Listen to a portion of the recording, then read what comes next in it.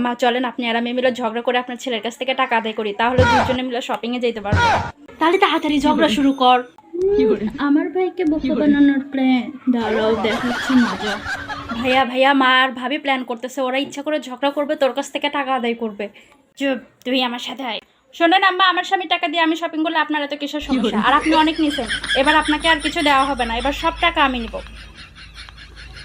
কিসের তোমাকে আমার ছেলে প্রতিদিন এত এত ড্রেস দিবে? আমার ছেলের কি টাকা বেশি হয়েছে নাকি? এবার আমার ছেলে আমাকে ড্রেস দিবে। আই থামো তোমরা, কি সমস্যা তোমাদের? কি হয়েছে? এত ঝগড়াঝাটি বাদ দিয়ে এই নাও, দুজনে গিয়ে ইচ্ছে মতো শপিং করে আসো। ভাইয়া তোকে বললাম না ওরা টাকা নেওয়ার জন্য নাটক করতেছে, তারপরে তুই কেন টাকা দিলি? আরে পাগলি, মা আর বউ সারাদিন মিলেমিশে থাকুক এটাই তো চাই। সারাদিন বাইরে বাইরে যে অক্লান্ত পরিশ্রম করি কাদের জন্য? তাদেরকে ভালো রাখার জন্যই তো করি। তো ঘরে ফিরে যখন দেখি ওরা মিলেমিশে আছে, এর চেয়ে সুখের একজন পুরুষের জন্য আর কি হতে পারে? আর যে পুরুষের ঘরে মা আর বউ সারাদিন অশান্তি করে তাকে গিয়ে দেখাই কত নরক যন্ত্রণার মধ্যে সে বাস করে।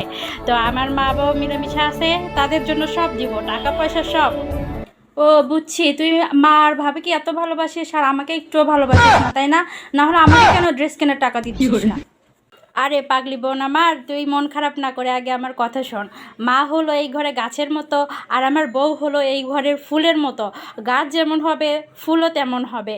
মনে কর আমার মা যদি ভালো হয়, মানে শাশুড়ি যদি ভালো হয়, তারা তো সংসারে অভিজ্ঞ হয়, তাই না?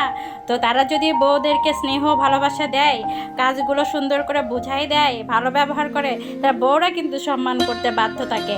আর যে শাশুড়ি দিন রাত বউয়ের পিছনে শত্রুর মতো লাগে থাকে, সেই মেয়ে যতই ভালো হোক, সেই বউ যতই ভালো হোক, একসময় সেই বউ হয়ে যায় বেয়াদব, কারণ সে কত আর সহ্য করবে। তো মূল কথা হচ্ছে সংসারে শাশুড়ি হলো গাছ আর বউ হলো তার ফুল। গাছ যদি ভালো হয় তাহলে ফুলও ভালো হয়। শাশুড়ি যদি বউর সাথে ভালো ব্যবহার করে, বউ আদর্শ বউ হয়ে ওঠে। পুরুষদের জন্য এ সংসারে মা হলো গাছের মতো আর বউ হলো ফুলের মতো।